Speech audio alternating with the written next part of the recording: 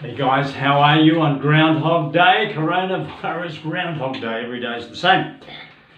Today I want to talk about gullible or deluded, or both.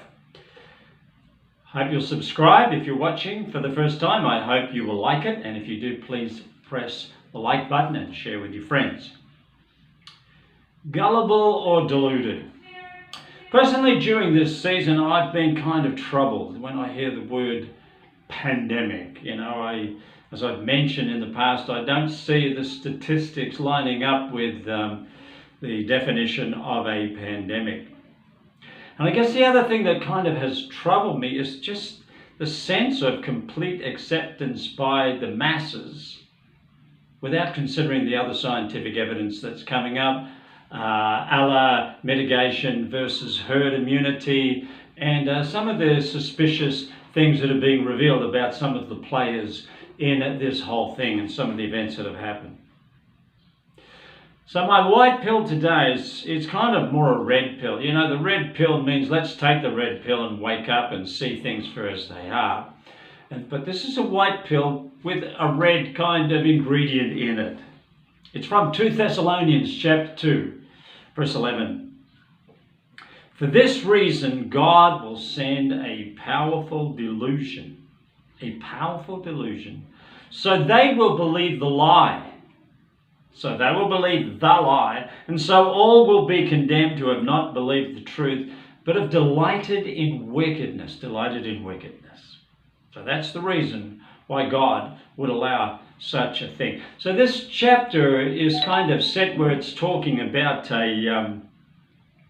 an anti-Christal effort to take over the world at that time in that season. I used to kind of interpret the Bible through newspapers. I don't anymore. However, my belief is that although those things happened and were prophesied and happened to Israel and happened to the new beginnings of the new creation through Jesus Christ, I think they always serve as a blueprint for us to understand what is going on. So I want to apply it today because the principle applies in any generation. I really enjoyed The Last Kingdom. I really enjoyed the Vikings. Where's this effort to take over and be in control? It seems to be in the heart of man, and now we see with China and others via the UN, the Global Health Organization. You know, it's kind of like, propaganda time. You hear the same message over and over and over and over again, and you start to believe, or some start to believe it. I haven't swallowed it. Whether you're a conspiracist or not, there is a lot of people suspicious about the draconian messages of this lockdown. There is. You just have to talk to them. The facts, I can understand in the beginning, fear of God, beginning wisdom, let's take some precautions.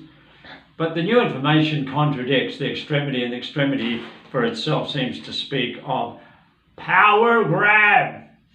A great Lord Judge in England last century, Lord Acton, said, power corrupts and absolute power corrupts absolutely.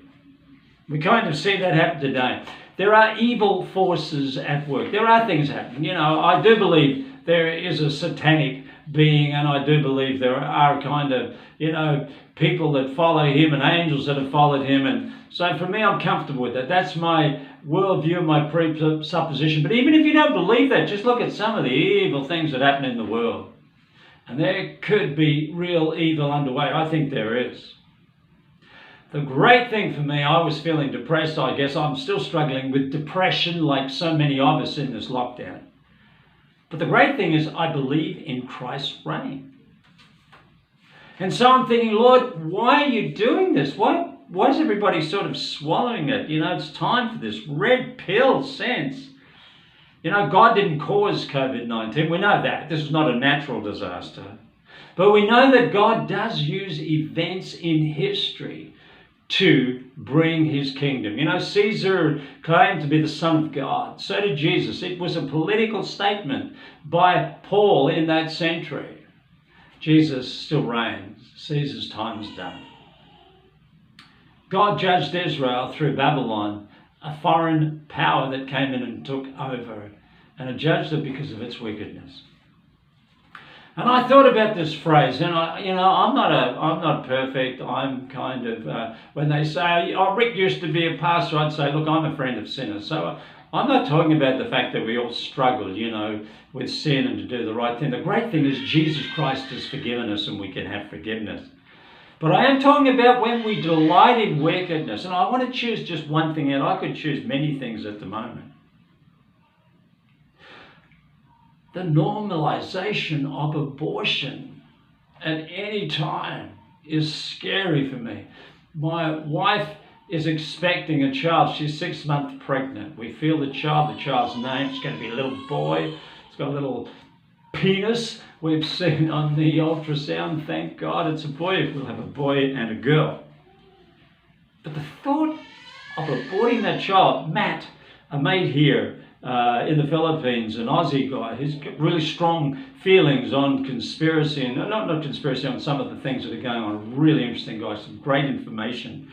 But as he said, it pisses him off, his words, it pisses him off that he'll see a woman smoking and drinking at 6 months, and he'll say, "Why are you doing that? In Australia, probably in New Zealand, probably in America, because if I don't want it, I'll have it aborted. That's my right, and I'm proud of it." Have you seen some of the stuff that's going on? People cheering when this sort of shit legislation is passed. So today, it's time for red pill, folks. It's a white pill, but it's, white pills also have little red ingredients in them. I could talk about so much about the fact of what's going on, but I don't want to get sidetracked on that because I don't want to lose the thought today that we need to turn to God. The world is believing a lie. Not everybody, thank God, and there's great moves and great things happening around the planet. I'm in the Philippines where it's actually more like a police state. It's kind of like Marcos when he ruled. It's amazing. But I want to say this, Christ will conquer through people as he has in the past. So be open. Don't be fooled by this. Don't believe the lie. Yes, look at the information and evaluate. The draconian message, it's for your own safety. That's what Hitler said too in Germany. This is for your own safety, obey us. We really need to have our antennas up, and I'm glad people are starting to stand up. And yes, civil disobedience is going to become something, just as there was an EDSA revolution here in the Philippines, a bloodless coup, because people will not tolerate it long term. Today, I want to encourage you to receive this, receive the white pill. I want to encourage you, if you've never given your life to Christ, think about it. Give your life to Christ. Talk to him. Read the New Testament. Get involved in it. It's an incredible book with an incredible story.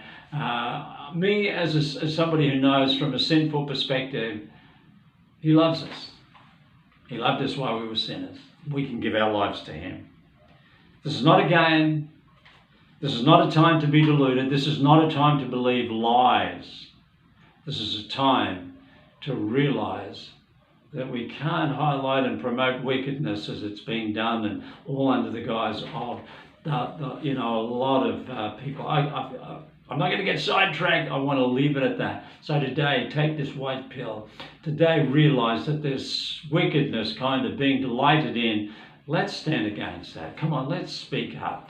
The Catholic Church, I'm not a Catholic per se, but I see them as brothers and sisters, but they've done a great job in the pro-life movement. It's time, guys, to that and other things, get common sense, get values from the Judeo-Christian ethic, and begin to promote them again. God bless you. Have a great day.